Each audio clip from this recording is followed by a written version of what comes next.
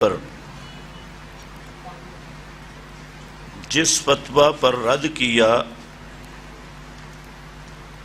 بعض لوگ کہتے ہیں کہ یہ فتویٰ تو تمام اکابر کا ہے جس پر آپ نے رد کیا۔ ماشاءاللہ، یہ بھی ایک طریق ہے کہ ایک جھوٹ بول کر اس کو چھپانے کے لیے کئی جھوٹ بولنے پڑتی ہیں۔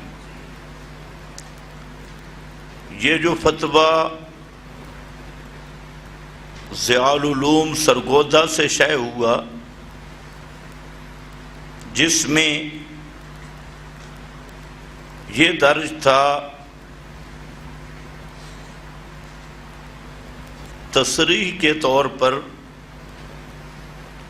کہ جو تحریف قرآن کا قائل ہو، یعنی اس قرآن کو اصلی نہ مانے اور صدیق اکبر کی صحابیت کا منکر ہو، حضرت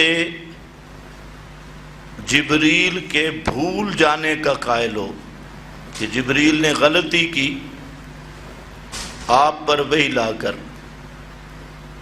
اور حضرت عائشہ رضی اللہ تعالی عنہا پر تہمت کا قائل ہو، تو ایسی لڑکی سے نکاح کرنا جائز ہے۔ یہ فتویٰ جو شائع ہوا، یہ ایک ایسا فتویٰ ہے کہ کوئی مسلمان بھی اس کی تائید نہیں کر سکتا۔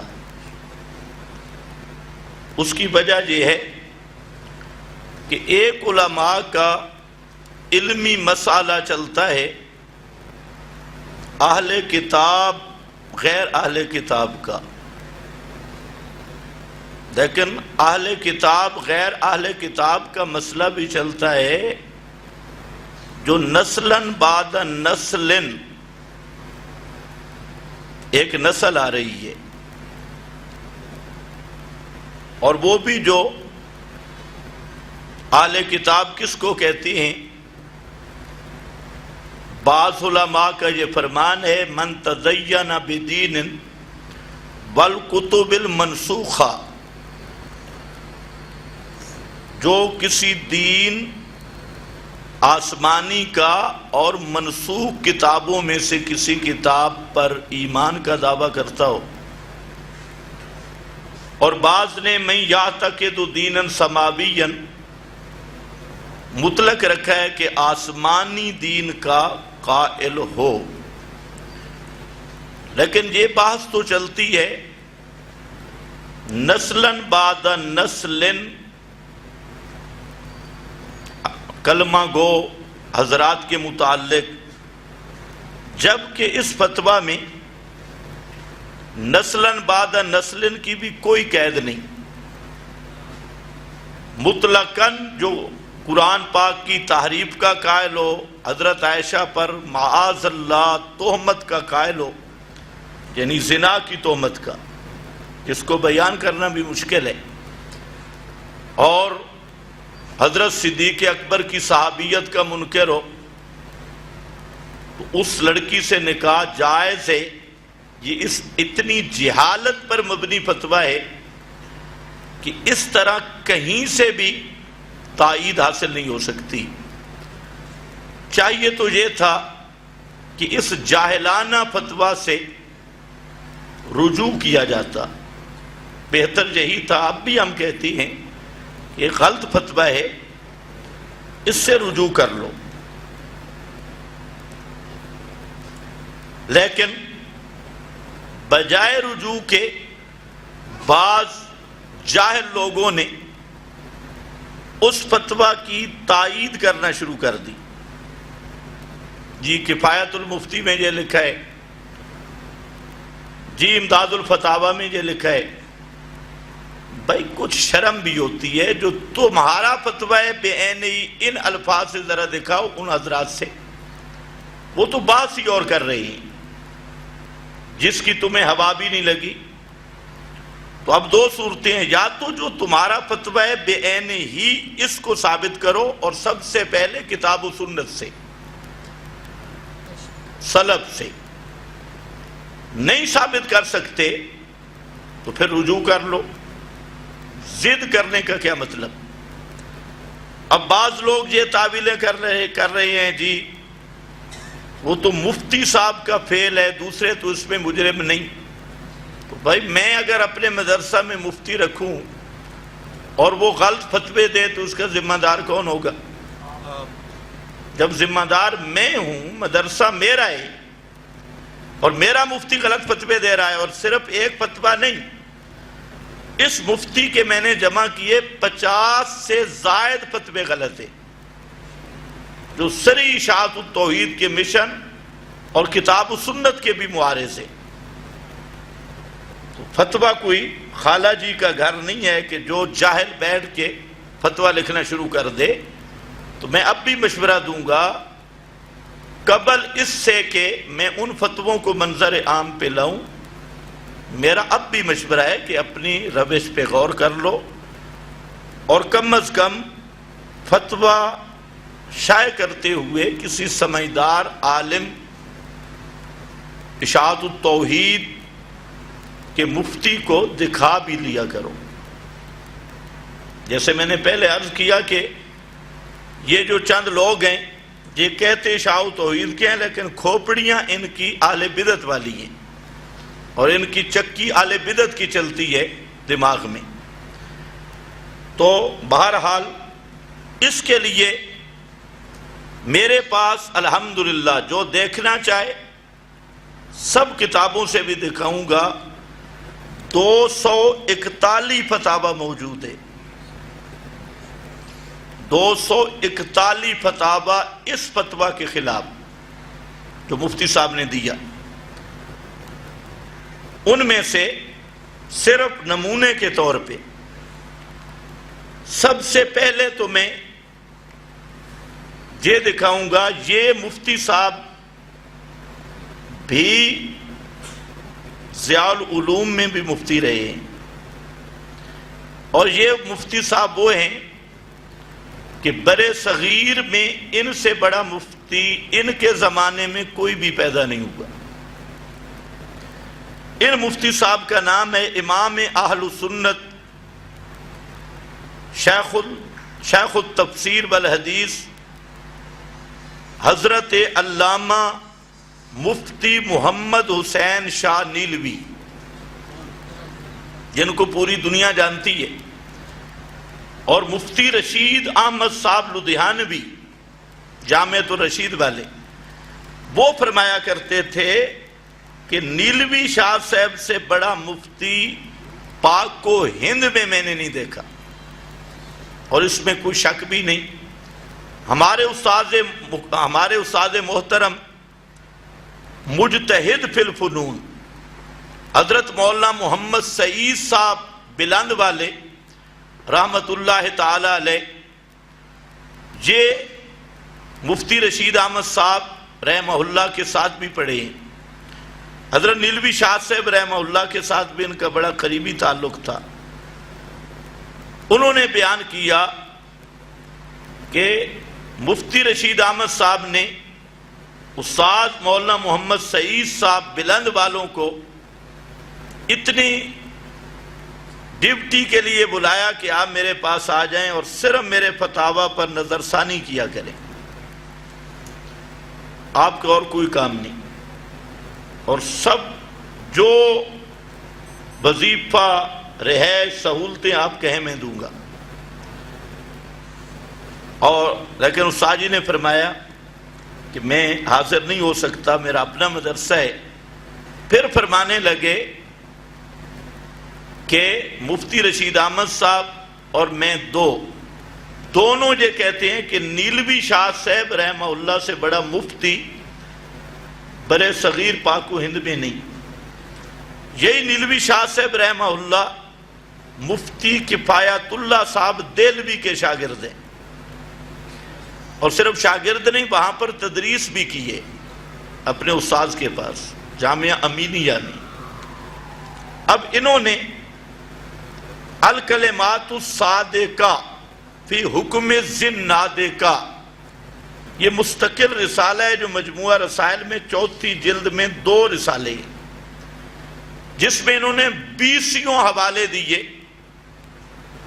رافضیوں کے متعلق، خاص کر کہ یہ اہل کتاب نہیں، یہ زنادقہ کا گروہ ہے، اور ان کی مناکحت 2 طرفہ نکاح اور ذبیحہ جائز نہیں۔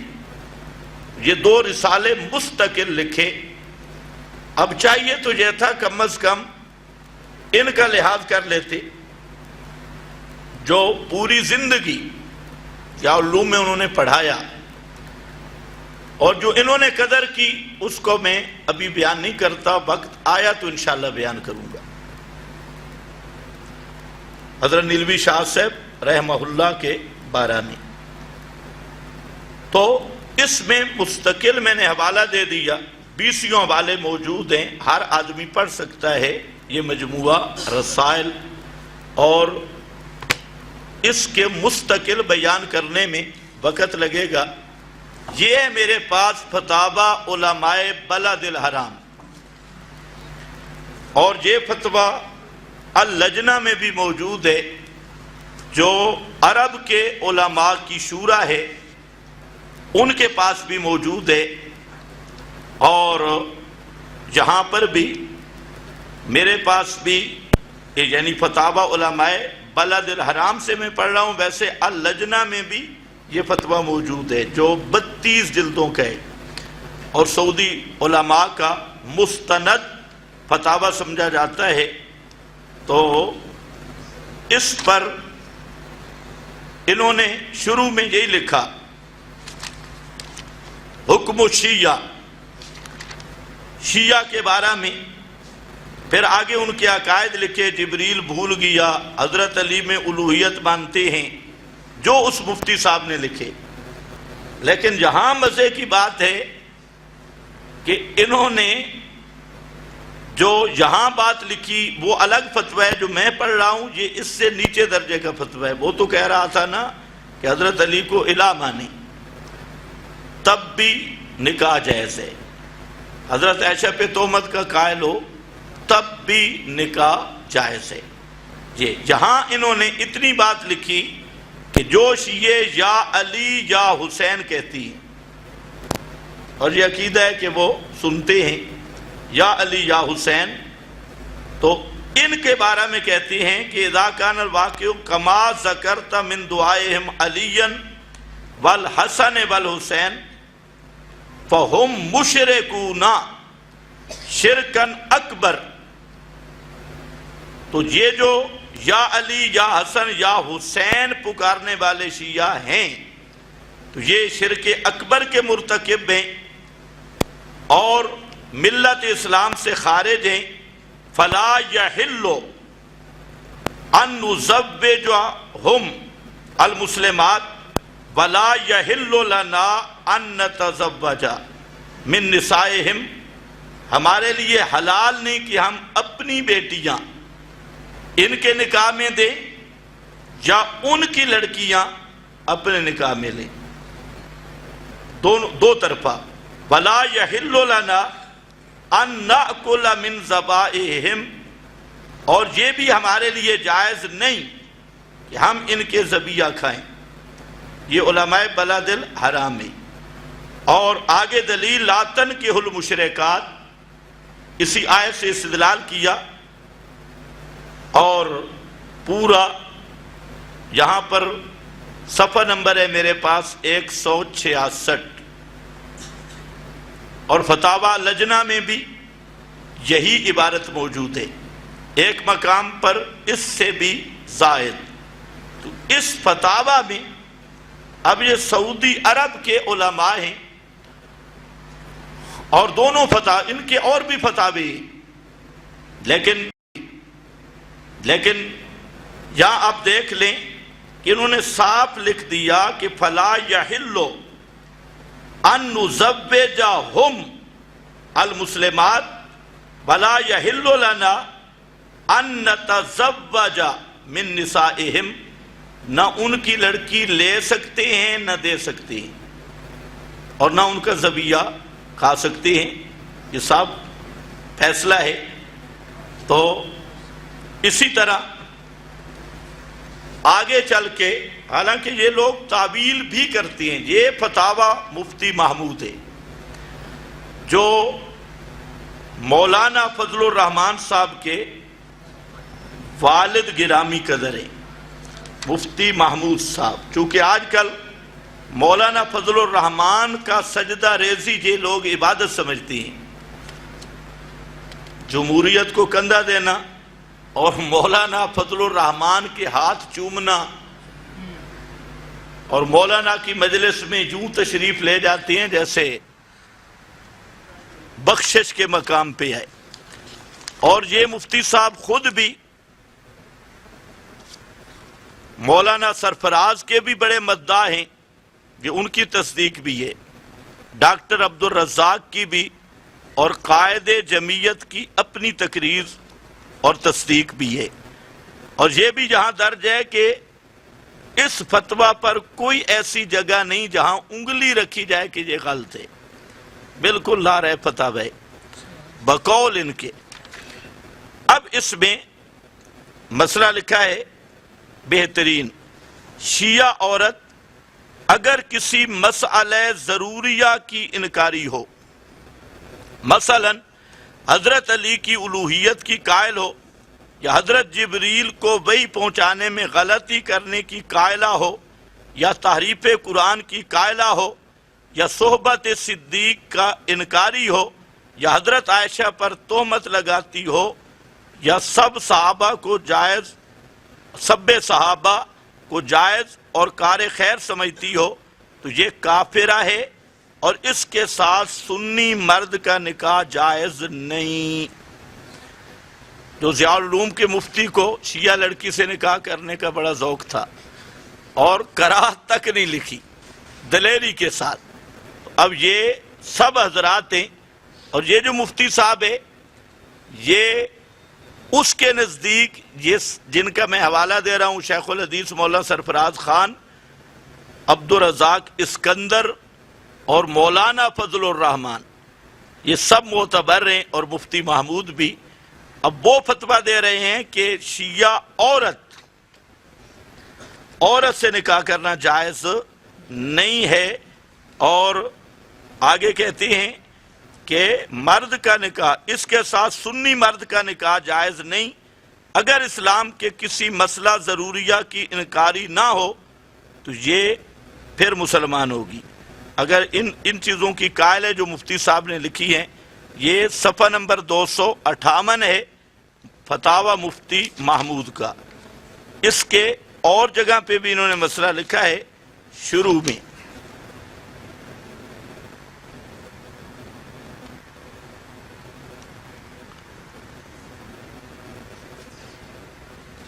تین چار جگہ پہ لکھا ہے، تو ایک جگہ پہ انہوں نے شروع میں لکھا کہ یہ عورت مرتدہ ہے اور مرتد کے ساتھ نکاح نہیں ہے۔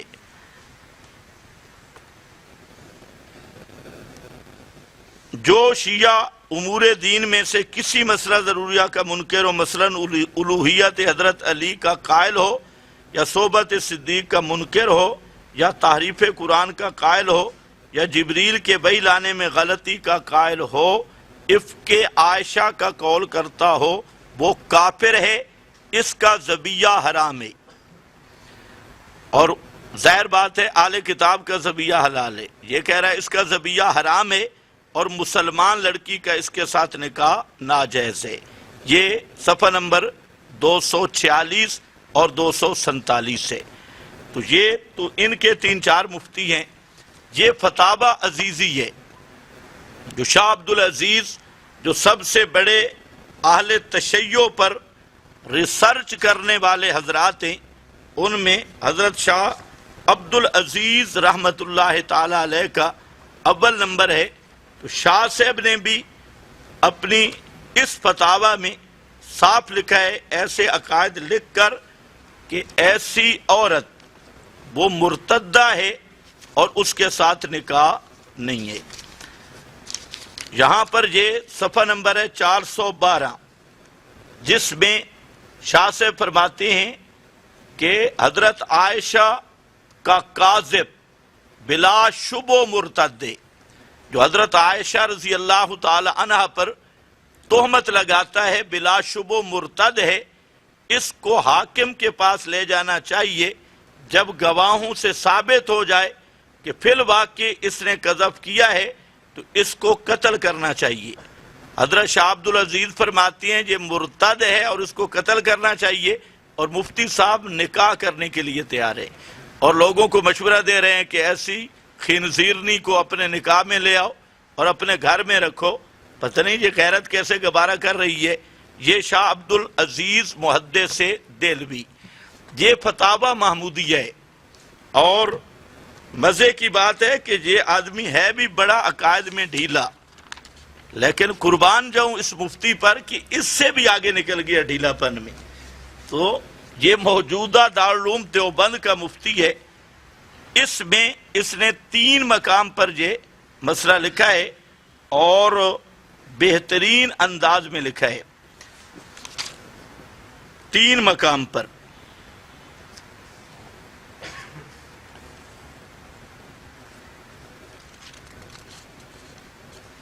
ایک تو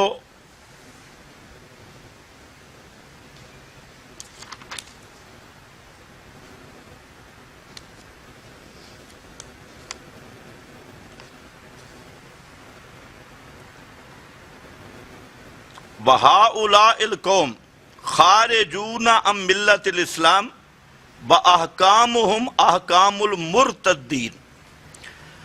یہ خود اس کی اپنی عبارت بھی نہیں، یہ ظہیریہ میں بھی عالمگیری میں بھی، فتاوی عالمگیری جو 500 فقہا کا مرتب شدہ ہے، بادشاہ عالمگیر نے شائع کروایا، اس کا بھی مفتی صاحب حوالہ دے رہے ہیں۔ وَهَؤُلَاءِ الْقَوْمِ خارجون عن ملت الاسلام واحکامہم احکام المرتدین۔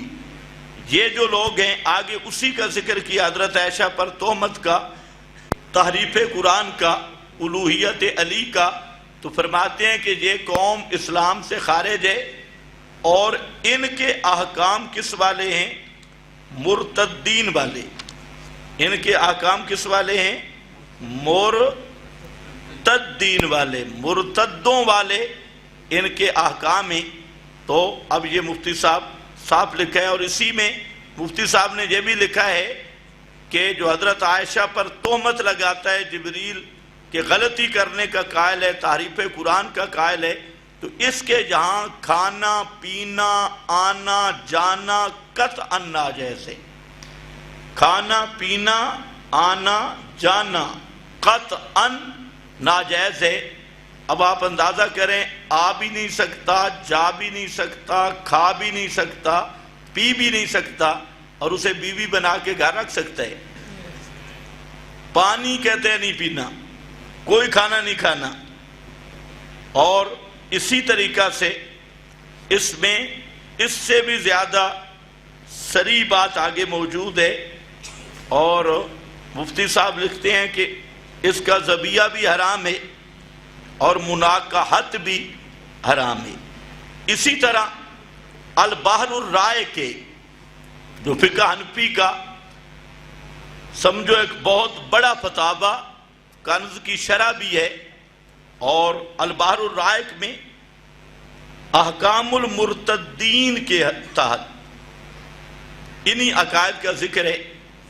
اسی طرح میں نے جیسے آپ کو ذکر کیا 20 حوالے اس پر موجود ہیں، تو اس لیے مقصد یہاں پر احاطہ کرنا نہیں، بتانا یہ ہے کہ جب غلطی ہو گئی تو غلطی پر ڈٹ جانے کا کوئی معنی نہیں ہے، اس سے رجوع کرنا اور آئندہ فتویٰ میں احتیاط کرنا ضروری ہے۔ اور جو دوسرے غلط فتاوی ہیں ان کو بھی میرا خیال ہے کہ دیکھ لینا چاہیے کہ کل پھر ہم اگر عرض کریں گے تو شکایت ہوگی، پھر کہتے ہیں جی آپ سختی کرتی ہیں، تو آپ خود اندازہ کریں بھئی تم نے کون سی نرمی کی کہ تمہیں یہ لکھتے ہوئے شرم نہیں آئی کہ جو حضرت عائشہ پر زنا کی تہمت لگائے اس کو گھر میں بیوی بنا کے رکھو، یہ لکھتے ہوئے تمہارے ہاتھ نہیں کانپے؟ اب ایسے کے خلاف اگر ہم سخت جملہ، کون سا میں نے سخت کہا، کون سی گالی نکالی، یہ اعتراض ہے۔ ادھر وہ کدھر گیا؟ ادھر جو پہلا کاغذ ہے اس پہ کسی نے اس کو پورا ہونے دو۔ آپ نے ڈسکو خطیب کہا، ہاں یہ بڑی گالی ہے کہ آپ نے خطیب کو ڈسکو کہا، تو آپ خود دیکھ لیں، میں تو کچھ نہیں کہتا۔ اور یہ بھی یاد رکھو، اس پر میں 10 سے زائد گواہ اب بھی پیش کر سکتا ہوں کہ یہ جو ڈسکو خطیب کا لقب ہے، اس خطیب کو حضرت نیلوی شاہ صاحب نے دیا ہے اور ہم نے ان کانوں سے سنا ہے۔ تو یہ گالی میں نے نہیں دی، یہ لوگ خواہ میرے پیچھے لگے، میں لفظ للڑ بولتا ہوں، ان کو بہت تکلیف ہوتی ہے۔ حضرت شیخ القرآن کا دورہ سن لیں، حضرت شیخ القرآن ان وحیاتیوں کو للڑ کہتی ہے، اور للڑ دیوبندیوں۔ اب جب میں للڑ کہتا ہوں، ان کو گالیاں کہتے ہیں، بڑی گالیاں نکالتا ہے۔ تو یہ ڈسکو خطیب میری اصطلاح نہیں ہے۔ اگر میری گفتگو سے تمہیں تکلیف ہوئی ہے تو ہم اس لفظ سے معذرت بھی کر لیں گے، لیکن میں تو حکایت کر رہا ہوں ڈسکو خطیب۔ اور اگلا جملہ جو حضرت نیلوی شاہ صاحب رحمہ اللہ فرماتے تھے وہ میں اب بھی رعایت کر رہا ہوں۔ اگر کوئی مجلس میں پوچھے گا بتا دوں گا کہ نیلوی شاہ صاحب ڈسکو کے ساتھ اگلا جملہ کیا کہتے تھے۔ تو بہرحال یہ ڈسکو خطیب اگر یہ گالی ہے تو یہ میں نے نہیں دی، یہ حضرت نیلوی شاہ صاحب کا منتخب کردہ لقب ہے۔ اور حضرت بہترین القاب دیتے تھے، احمد رضا کو کہتے تھے رنجو خان، جو ان کا شاگرد ہے اسے پتہ ہے رنجو خان۔ میں نے الحمدللہ 2 دورے حضرت نیلوی شاہ صاحب رحمہ اللہ سے پڑھے ہیں۔ تو رنجو خان، مرزا قادیانی کو کہتے تھے مرزا گاما، مرزا گاما۔ عبد الشکور ترمزی کو کہتے تھے تارمزی، اور ماسٹر اکاڑوی کو کہتے تھے ماسٹر کاڑا، کاڑا جہنم میں کر رہا ہوگا کاڑا۔ تو بھائی، اور اس کو کہتے تھے ڈسکو خطیب۔ اور ایک اور جملہ تھا جو ابھی نہیں کہتا۔ اچھا، بعض لوگ کہتے ہیں آپ بندیالوی صاحب سے سلو کر لیں، تو ہماری لڑائی کون سی ہے؟ کون سی لڑائی ہے بھائی؟ دیکھیں، بات تو ہے مسئلہ کی۔ جو غلط فتویٰ دیا یا غلط بیانات دیں، تقریروں میں جھوٹ بولتے ہیں بزرگ، وہ بھی تقریباً کافی سارے ہیں۔ میں نے پوری کاپی تیار کی ہے مظالم الخطباء، جو خالصتاً تقریروں میں خطباء جھوٹ بولتے ہیں۔ تو ہم تجھے کہتے ہیں کتاب و سنت بیان کرو اور غلط فتوے کی تائید نہ کرو، اور تمہارے مدارس سے غلط فتوے نہیں آنے چاہیے۔ خدا کی قسم یہ تم کر لو تو ہم تمہارے جوتے اٹھانے کے لیے تیار ہیں۔ ہماری کون سی کسی سے مخالفت ہے؟ ہم تو انزل الناس منازلہم بھی اس کے بھی قائل ہیں، پڑھی پڑھائی ہے۔ تو لیکن یہ تو نہیں ہو سکتا کہ تم جو مرضی آئے کرتے رہو۔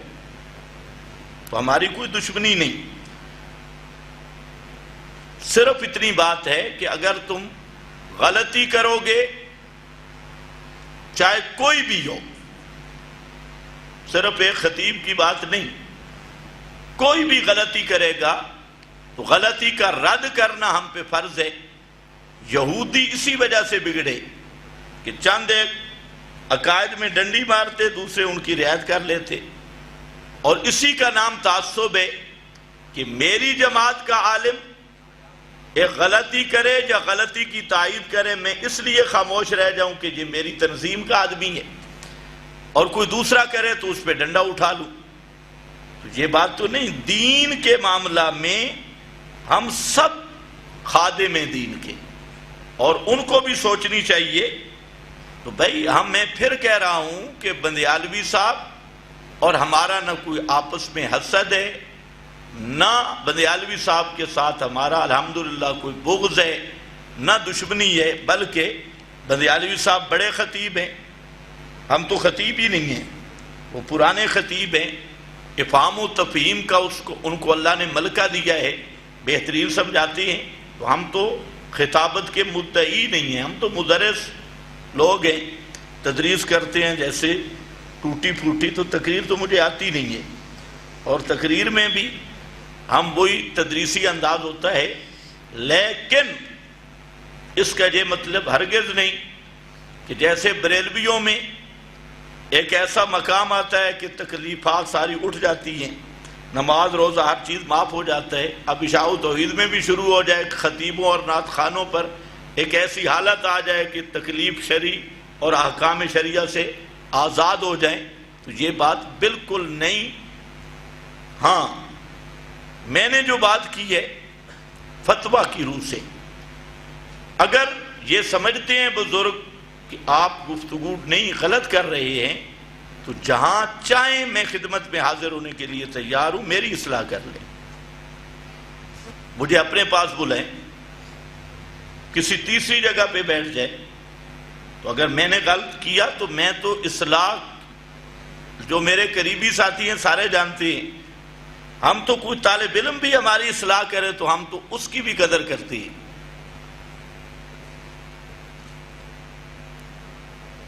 اگر آپ بندیالوی صاحب سے اس مسئلہ پر گفتگو کریں، بہت اچھی بات ہے، آپ ان کو تیار کرو، ہم ہر وقت اس خدمت کے لیے تیار ہیں، افہام و تفہیم ہو، اگر ہمیں غلطی لگی وہ اصلاح کر دیں، اگر ان کو غلطی لگی تو ہمارا حق بنتا ہے اصلاح کرنے کی۔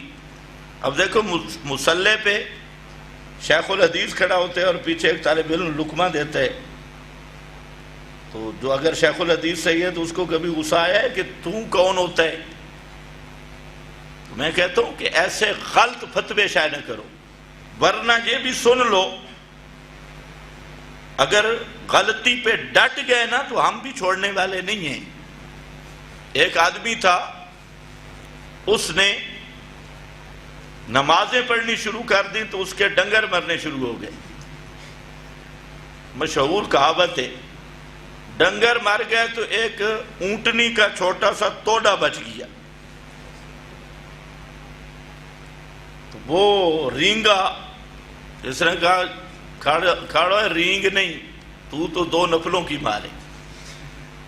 ہم نے الحمدللہ کفر اور شرک کے بڑے بڑے سرغنوں کو نانی یاد دلا دی، تو پھر توڑے شولے کچھ نہیں ہیں۔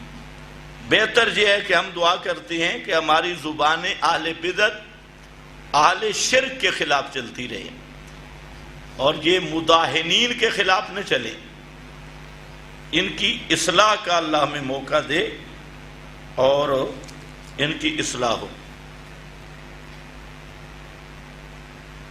کیا پوتا دادا کا وراثت میں حصہ لے سکتا ہے؟ جہاں سراجی کے سوال ہے، یہ تو پہلے بتایا، جس نے فقہی مسئلہ پوچھنا ہے وہ دفتر میں تشریف لے آئے۔ اگر دنیا میں کسی جگہ پر اسلامی قانون نافذ ہو جائے تو مسلمانوں کے لیے کیا حکم ہوگا؟ جو دوسرے ملک، اگر کسی جگہ پہ صحیح معنوں میں اسلامی خلافت کا نظام قائم ہو جائے، دیگر مسلمانوں کو اس مرکز کی طرف حسب استعداد ہجرت کرنی ہوگی۔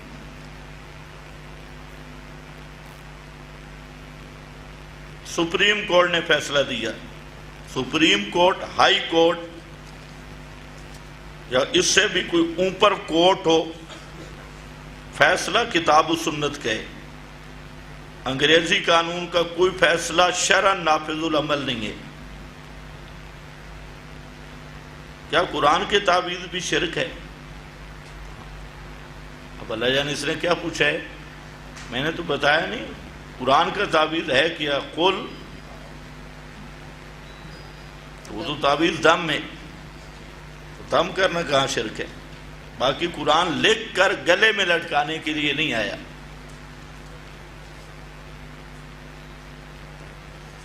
حالت حیض میں کپڑے کے ساتھ قرآن پاک پکڑنا جائز ہے یا نہیں. ہاں، قرآن پاک پہ ہاتھ نہ لگے اور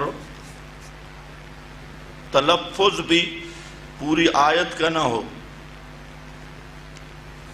اگر معلمہ ہے، پڑھاتی ہے، تو ایک ایک لفظ کر کے وہ پڑھا سکتی ہے، تلاوت نہیں کر سکتی حالت حیض میں.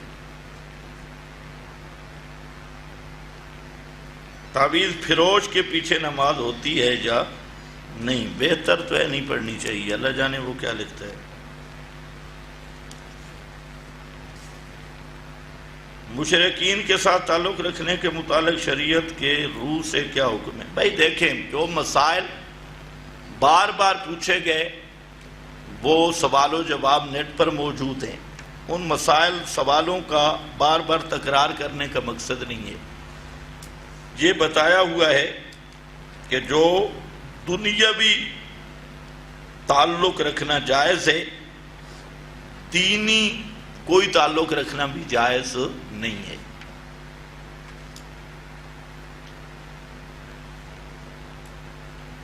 وہ لوگ جو ذکر بالجہر کرتا ہے، کیا فتویٰ ہیں؟ تو بدعتی ہیں اگر اور کوئی شرک نہیں کرتے تو. ایک مولوی صاحب درود،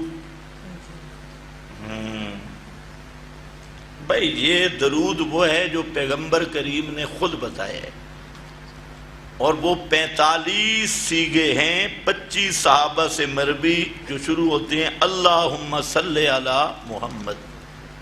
یہ بزرگ جی سو گیا خواب میں فلاں دریا، تو یہ اول تو اس کا جھوٹ ہونا واضح ہے کہ طوفان آ گیا اور بزرگ کو نیند آ گئی. طوفان میں بھلا نیند آئی کیسے بزرگ کو؟ ادھر طوفان آیا، ادھر بزرگ کو نیند آ گئی. عجیب بات ہے. طوفان میں تو پہلے بھی ختم ہو جاتی ہے اور نیند میں بتایا. تو ہم کہتے ہیں جو درود جاگتے ہوئے پیغمبر نے صحابہ کو بتلایا وہ پڑھنا افضل ہے. اگر کسی آدمی کو کسی کمپنی میں کچھ عرصہ نوکری کرنے کے بعد، یہ وہی بات ہے، فقہی مسائل اور اس طرح کے مسائل جو ہیں وہ دفتر میں پوچھنے ہیں. ادھر صرف آپریشن والے مسائل پوچھے گئے. وآخر دعوانا